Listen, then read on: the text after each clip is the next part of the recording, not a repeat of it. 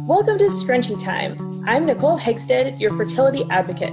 After 6 years of infertility and 3 miscarriages, I decided that I needed to become the advocate for my own body. If you're exhausted from struggling to get pregnant and want to know more about how I can help, check out my website at www.nicolehegstead.com. And I'm Bridget May, your children's health expert. My son was born with a heart condition that led to 3 open heart surgeries, cath labs, a tracheostomy, and a ventilator. After being fed up with mixed opinions, I became my children's own advocate. If your child's health is lacking, then check out my website at www.bridgetmay.com to find out more how I can help. Put your hair up and pay attention while we discuss today's hottest topics concerning female hormones and healthy kiddos. We aren't silky. We aren't crunchy. We're scrunchy.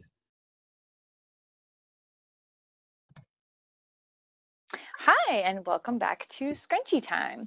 So today, as we're moving into colder fall weather and back to school and all the craziness of fall that brings, we wanted to talk today about antibiotics. And antibiotics are used so much more common year-round than they ever used to be, but it just brings it to mind. It gave us a good excuse to talk about it today. So we're just going to go through all the reasons why to take antibiotics and why not to take antibiotics and how they affect us, good or bad, and what to watch out for. So Nicole's going to start us off with talking about our fertility. Yes, cool. So it's first and foremost super important to recognize that antibiotics are used to treat bacterial infections. And a lot of times we are using antibiotics in a way that they don't even work. We're using them for things like colds and flus, and they're not created to sorry, stumbling over my words here. They're not made to treat viruses. And so the biggest problem with that is we are unnecessarily killing things off in our body that we need when it's not even doing anything for whatever we're being seen for. So that's super, super important. Antibiotics are necessary and good in the right situation, as in you're going to die because you have a bacterial infection.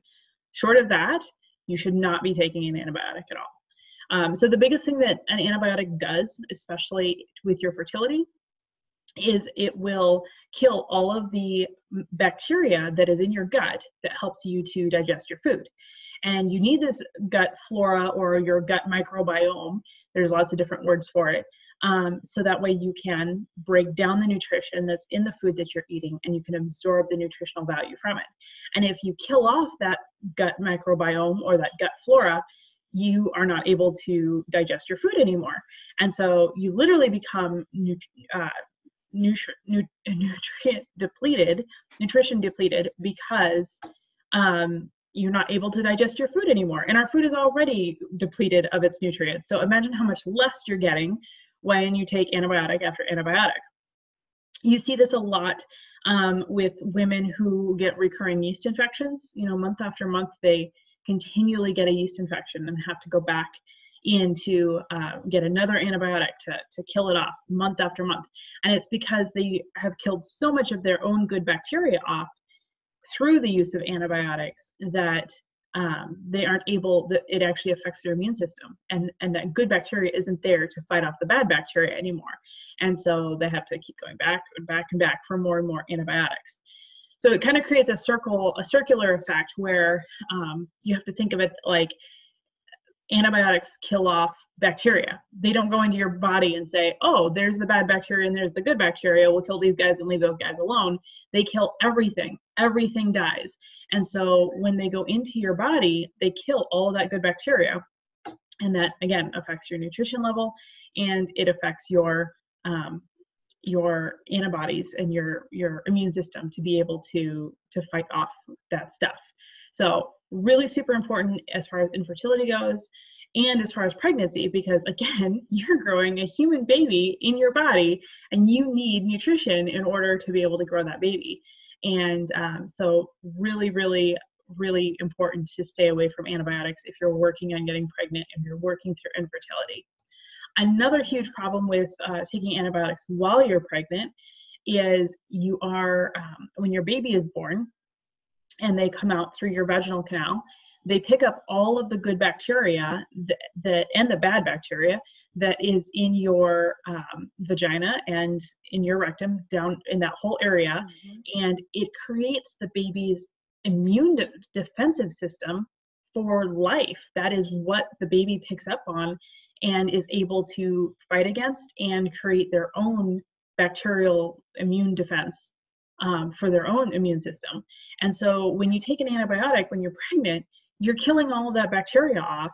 And so when you have the baby, they don't get all of that great bacterial armory, I guess you could call it, like defense system.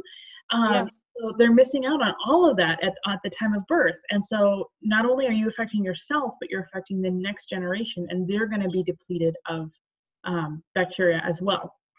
And then they get sick, and then we give them antibiotics, and that's kind of where Bridget will pick up. But it's a huge issue. And so if you're having an illness or something like that where you're recommended an antibiotic, try and go the natural route as much as possible. And we have some protocols and stuff we'll be talking about later on to fight some of that. But treat it naturally as much as possible, because you really are not only affecting your future health, but the future health of your children as well.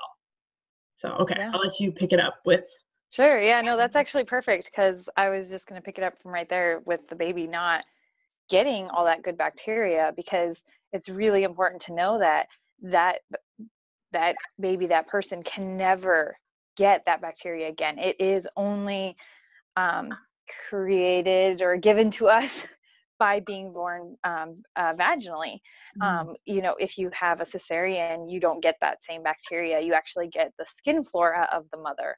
You don't get all that other stuff from, like the anus and the rectum, like you were saying. And so it is completely 100% all by having that vaginal birth. So it's super important that happens, because it's not like, oh, well, that happened, but let's just go do a gut protocol, or let's just go drink some, probiotics, or, get a lot of prebiotics in. You literally can never get back that bacteria you would have had through birth. So just amazing. It floors my mind to think of that, how God designed us that way. So you use the term skin flora, and actually I haven't heard that before. So what is that? You elaborate. So it would just be what's on your skin, because the baby is passing through your skin. So the layers of what's in your skin. So that's all they get. Okay. So, I mean, yeah, we have a great defense system in our skin and stuff, but it's nothing like what it would be in an area where things can get back into our body, like it's going to be nothing like what's in our mouth or in our vaginas or, everywhere, because those are actually able to be, things can get up in there, if that makes sense. I feel like I'm not wording that very well, but I think you understand what I'm trying to say. So, so yeah, it's super, super important. And that's the difference. So you do get some, and I'm not beating up on any moms who have had a cesarean. It's necessary at times, and it is what it is, but it's just important to know, if you have had a cesarean, know that your baby's immune system, it could be compromised. You need to be aware of that and just deal with the situation. But yeah. And the other thing too I wanted to know is, one thing I have is I always test positive for strep B, which is they consider it like a virus in your vagina. You're sick or whatever. And don't get conned into them telling you have to have an antibiotic right before delivery, like I was, because it's not true. So there is a small minor chance that the baby could end up getting that in their eye, I think it's the eye, and get an infection, which is totally treatable naturally. So do know, if they do get it and they do get sick, there's totally natural treatments for it. Wow. But they give it to you saying, you can't have this. So it's not, again, life-threatening. But this is me a year ago, ladies. We're all learning here. We're all going down the road. I'm in labor with my child, and I said, okay, we need to get your IV set up. And I said, oh no, by the third baby, I know you don't need an IV, and I hate needles. So I'm like, no, I don't want this. And they're like, well, we have to give this to you because of the antibiotic. And I'm like, antibiotic? And then they explained the strep B to me, and you know, you're in the middle of labor. And I caved and I said, sure. So I ended up having it like 4 hours before she was born. It was my longest labor. But so we ended up staying the 3 days for them to watch her to see if she caught a fever, to see if she actually got the strep B. Just crazy. But it totally ended up being an unnecessary antibiotic because technically, thankfully, I had a really good midwife and she did not like re-give the baby an antibiotic and send us home, because they could have done that. And so they just said, well, monitor him. So there was a plus there, but you do not have to have that antibiotic before birth. Don't get conned into that, because they will just do it. They won't even ask you. You know, the only reason I got questioned was because I denied the IV in the beginning. So Yeah, that I was gonna bring that up. Like that is, it's kind of a side thing, but they were just gonna give that to you without even yep. asking. Yep. That And is the reason I insane. didn't know it before was, well, Fritz was high risk. So you just do whatever, you know, and I wasn't anywhere where I am now. Right. And then with Millie, I was getting prepped for a C-section. So I had no idea. But yeah, I got antibiotic both times with them as well. No clue. Had no idea. No Wow, idea that's what I was also being given along with an IV. So that's insane. yeah, we have no control. We think they're just pumping hydration liquids in me. Nope. Yeah. No. So yeah, so be aware of that you do have the right to deny that. And you know, do your own research. You surely reach out to me if you want to, and I can tell you where I found all my research and everything, and how to prevent it if your baby were to catch the strep. But it is one of those completely unnecessary things to have. So yeah, so segue getting into that with children, so affecting their life and their immune system from there on out, you know, it goes hand in hand with just everything. And children, we constantly are giving them antibiotics. We're giving them antibiotics in everything too. I think that's something really big to know. It's not just when your kid gets strep or gets an ear infection all the time and you're running to the doctor and you know all these things. They are also getting antibiotics. Neosporin is an antibiotic. I did not know that. Yeah. I don't remember what I was doing. I was at somebody else's house and I looking for something. I don't even remember, and it just was there, and I read it and I was like, oh my gosh, I threw it out years ago just because of Fritz's condition and stuff. We got rid of all medicine and just, you know, just that's what was easiest for me. It's always easiest for me. You'll hear me. I just throw everything out. Clean slate. That's how I operate. But I couldn't even believe that. So like every little cut and scrape, you know, I used to use that like candy, so to speak, you know, use that like water when I was a kid. You get any little scrape, any little paper cut, throw an antibiotic on there. Like how horrible is that? Um, it Well, is getting passed through us. Go ahead. even that hand sanitizer stuff, I learned about Yes. that when I was doing my toxic chemicals course. That's full of antibiotics too, and a Yep. lot of soaps, and even body scrubs and stuff like that. That like even stuff that isn't labeled antibiotic Oh wow. or antibacterial. And the reason why is there, it will, like your shampoo and stuff will actually have bacteria that will grow in it because it sits in the shower in a damp area, and they don't want it like getting moldy. Like you ever think about, why doesn't my soap mold? You know, why doesn't my shampoo mold? It's because they put an antibacterial in it to keep it from doing that. Wow. Yeah. I had no idea. That's very interesting. Yeah, yeah. So Very they interesting. are all around us. It surrounds us everywhere. You're right. That makes sense though. So through the company that I buy a lot of my health and beauty products through, which you can find on my resource page on my website, but they have specific in their shampoos a probiotic. And I always thought that was kind of like odd. Like, well, that's an odd thing to say you have on your, like, who cares? You know, like I know the benefits of it, but most people don't know, like, you absorb things through your skin, through your hair, you know, like we're not really worried about that. And so Yeah, that makes sense that they make a point to say that because so many other companies have antibiotics. yeah, So that's really interesting. Yeah. yeah, yeah. Yeah. Yeah. Cool. Well, yeah. So the other thing I was gonna say was we also consume it in our food. We're giving antibiotics to our animals like no tomorrow, especially like I think it's chicken is like number one. It's full of antibiotics. If you're not buying like homegrown organic and all of that. So, you know, so we're constantly doing this and then you get sick, which you're probably already getting sick because you're eating this and doing these things. And then you run to the doctor and you get another antibiotic. And it's really, once again, not surprising that we are not going to outlive our parents. You know, I feel like I've been saying that a lot lately, but it's like, oh my gosh. So yeah, it's just a constant vicious cycle. And we always have to remember with kids and like the next generation, like they are also, they are also carrying their grandchildren in their bodies. So it's not just their body that's being hurt, but, girls carry the eggs of their already, of their children in their body already, and those are being affected. It is not, it's not just something like, oh, she's pregnant now, let's, be healthy. No, you are already affecting that. So that was a little bit on your side, but it's the next generation, and we really need to, we have to be this change in our children. We have to stand up for our children, to stand up for the next generation as well, and for our grandchildren. So we need to stop the vicious cycle now. So, and that's, we've written up some stuff. We have resources for a cold and flu protocol. If you have been exposed to a lot of antibiotics, we have gut healing protocols to go through. And you can find that all by reaching out to us and on our website. So. Yes. Yep. Absolutely. Yeah. Yeah. And like you had said, there's not a way to perfectly replace the gut flora after, by skipping a vaginal canal, a vaginal birth.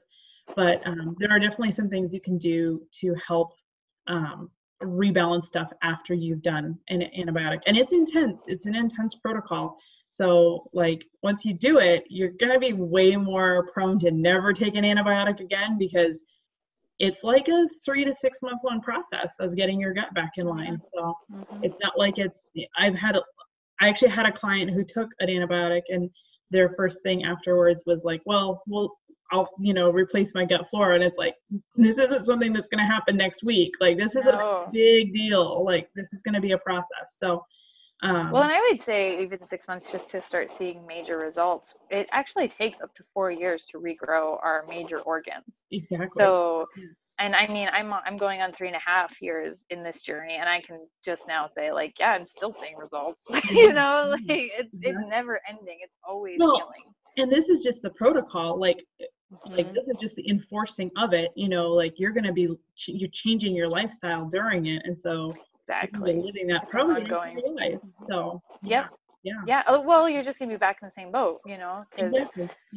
Yeah. If you do this and then go back to eating sugar or whatever, you're going to end up with another yeast infection. So I was one of those women cycling off of your yeast infections. Yes, that was me, first pregnancy. So I think I had like 4 in the first 3 months. Yeah. Insane. Yeah. So it's just never ending. In my life, and the first one I got an antibiotic for, and my mom, the registered nurse, said finish the antibiotic. The second one, I knew enough to not go in, and I started researching, and I was able to cure it just from eating right and drinking a ton of water over the next day. And I was blown away that I actually, because I was always told you cannot cure these at home, and to cure it on my own in 24 hours, I was like, wow, why don't we start there? Like, I was in no danger of harming myself. So yeah. Yep. Yeah, they are. They're super easy to do at home. It's really amazing. So I think I had one with cinnamon, but it was one of those things like, hydrate, do the cranberry juice, like all the things, and you're fine. So and at that point, your body should already have a really good defense system when you're ready to battle that again by healing it as much as you possibly can. So it shouldn't really be that hard when you think about it, Yes. Well, it makes me wonder too. I'm just throwing this out there. I don't have any research to back this up, but I wonder if you do fight it off at home, the next time that bacteria shows up, is your body is probably going to recognize it and say, nope, get out of here, rather than needing another antibiotic because Well, absolutely. I mean, that's just like anything, you have the flu once this year, you're not probably going to catch it again. You only get the chickenpox once. Your body learns that how to fight it off. So well, you never get the same flu. The problem is there's mutants. Multiple. Yeah, that's what I'm saying. Sorry, that's what I meant. You don't get you get the flu once, you're probably not going to get that same. Yep, that's great. Yeah. That's what I tried to say. No, you're fine. That's why I switched to chickenpox, because that was more on the line of universal. Well, when you tell somebody that you'll never get the flu again, they're like, wait, what? And it's like, right. That's great. Right, yeah, I know. Wish that's the way it works. Yeah, exactly. So, I won't go into that. Never mind. I was going to go on a flu vaccination rant, but I will shut up now. We can do that later. Awesome. Yeah. So like Bridget had said, we have the gut healing protocol and then cold and flu protocol. So if either of those are something that you're concerned about, whether healing from antibiotics or again going into this cold and flu season and kiddos going back to school and all that jazz, reach out to us and we can hook you up with the right program for you. So yeah. Absolutely. All right. Well, thank you for joining us, and we will see you back in a couple weeks. All right. Bye, everyone. Bye. Thanks for joining us on today's podcast. If you'd like to know more about our programs or watch the podcast in video form, you can visit our websites, where we also share links and resources concerning the different topics that we have discussed. Check me out at www.nicolehegsted.com. And check me out at www.bridgetmay.com. See you next time.